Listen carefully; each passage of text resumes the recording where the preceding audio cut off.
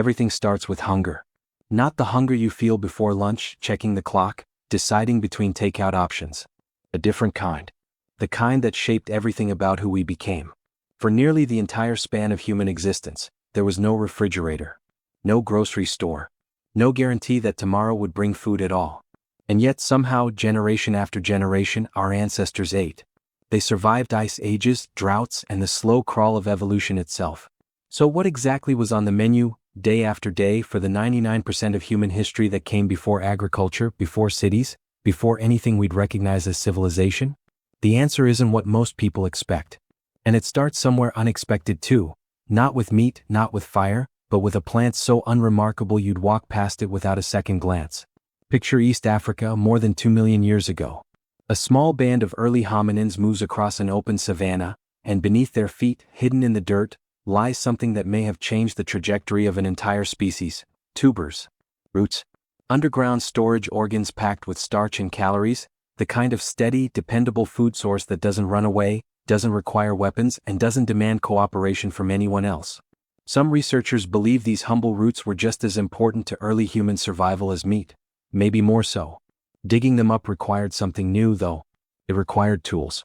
Simple ones, sharpened sticks and stones, but tools nonetheless. And it required something else too: knowledge passed between individuals about which plants were safe, which were poisonous, and which, buried just beneath the surface, held a meal. This is where the story usually takes a turn most people don't expect. We tend to imagine our ancient ancestors as hunters first, roaming in packs after mammoths and antelope. But the deeper you look into the archaeological and anthropological record, the more a different picture emerges. For most early humans, most of the time, the majority of daily calories didn't come from the hunt at all. They came from gathering. Women, children, and elders combing the landscape for what the earth offered freely: nuts, berries, roots, seeds, insects, shellfish along the coastlines, and wild greens most of us today wouldn't recognize as edible.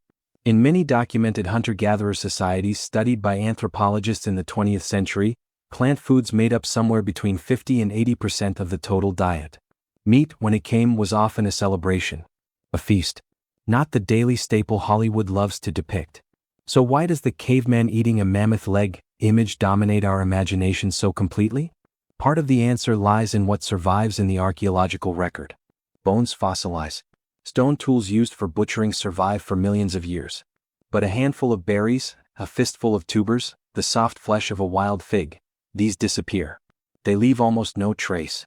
Which means for over a century, archaeologists were essentially reconstructing ancient diets using only half the evidence, and the half that happened to be male-associated hunting tools got disproportionate attention. The full picture is only now coming into focus, and it looks far more plant-heavy, far more collaborative, and far more resourceful than the old narrative suggested. But here's where the mystery deepens. If plants made up most of the diet, how did early humans get enough calories and protein to fuel a brain that was rapidly growing more complex, more energy-hungry, more demanding than any other creature on the planet? The human brain today consumes roughly 20% of the body's total energy at rest, despite making up only about 2% of body weight. That's an extraordinary metabolic cost. Something had to pay for it. And increasingly, researchers believe the answer lies in a combination. Not meat alone, not plants alone, but the sheer dietary flexibility of early humans. The ability to eat almost anything, adapt to almost any environment, and extract calories from sources other species couldn't touch. This is where fire enters the story, and it changes everything. Cooking does something remarkable to food that raw eating simply cannot replicate. It unlocks calories that would otherwise remain trapped. Raw meat is tough, difficult to chew, and harder to digest. Raw starches, particularly in tubers, are often nearly indigestible without heat. Once early humans mastered fire, a moment anthropologists still debate the exact timing of, though evidence points to widespread controlled use by around 400,000 years ago, possibly earlier, the caloric value of nearly everything they ate increased dramatically.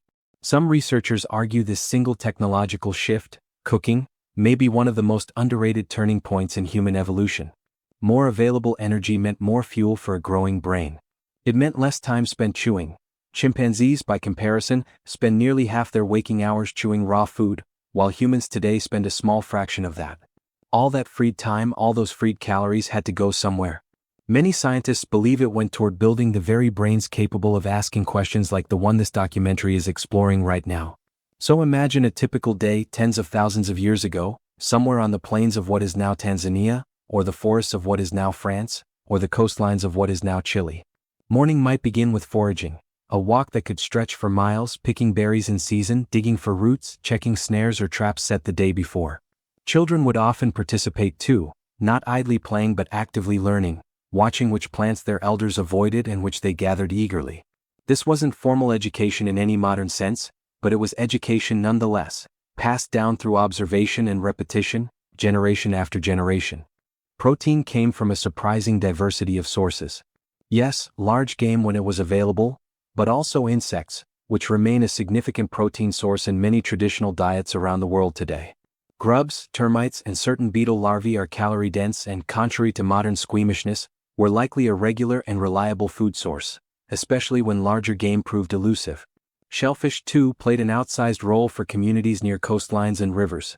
Clams, mussels, and crabs required no weapons, no long chases, just patience and the willingness to wade into shallow water. And then there's something that might surprise you even more: honey. Some of the oldest evidence of human interaction with the natural world includes traces of beeswax on ancient pottery and depictions of honey gathering in rock art dating back tens of thousands of years. Honey offered something rare in the ancient world: concentrated sugar, pure and immediate energy, worth the risk of angry bees to obtain. In certain hunter-gatherer societies studied by anthropologists more recently, honey has been documented making up a surprisingly large portion of caloric intake during certain seasons, rivaling meat in importance. What's striking about all of this is the variability. There was no single ancestral human diet. A community living near the Arctic Circle ate almost nothing but animal fat and protein for much of the year, out of sheer necessity. No plants grow through a frozen tundra winter.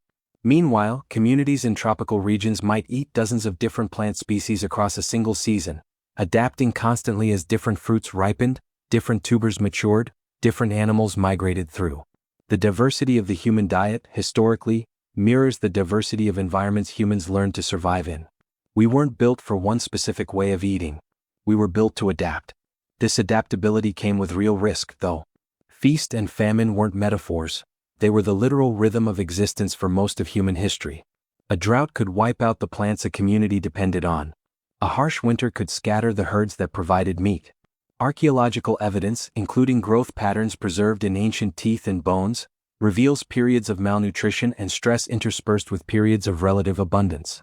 This irregular rhythm of eating, sometimes too little, occasionally quite a lot, may have shaped human metabolism in ways scientists are still working to fully understand, including our tendency today to crave calorie-dense foods even when food scarcity is no longer a genuine threat for much of the world.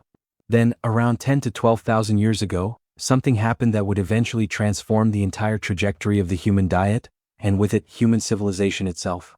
Agriculture.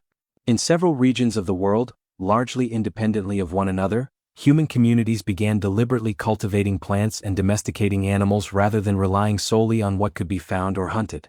Wheat and barley in the Fertile Crescent. Rice in parts of Asia. Maize in Mesoamerica. This shift is often framed as unambiguous progress, humanity finally figuring out a better way to eat. But the archaeological evidence tells a more complicated, more surprising story. Skeletal remains from early agricultural societies frequently show signs of poorer health compared to their hunter-gatherer predecessors. Shorter stature. More dental disease. More evidence of nutritional deficiencies. Why? Because agriculture, while eventually enabling population growth and permanent settlements, initially meant relying heavily on just a small handful of staple crops, grains in particular, rather than the wide, varied diet foraging had provided. Reduced dietary diversity meant reduced nutritional resilience. A crop failure could no longer be offset by switching to a different food source, because communities had increasingly narrowed what they depended on. And there's something else worth sitting with. Some anthropologists have described the shift to agriculture as, in certain respects, a decline in individual quality of life, even as it enabled the growth of larger societies overall. More food could be produced per unit of land, which allowed populations to expand, but the individuals within those populations weren't necessarily healthier or better nourished than their ancestors had been.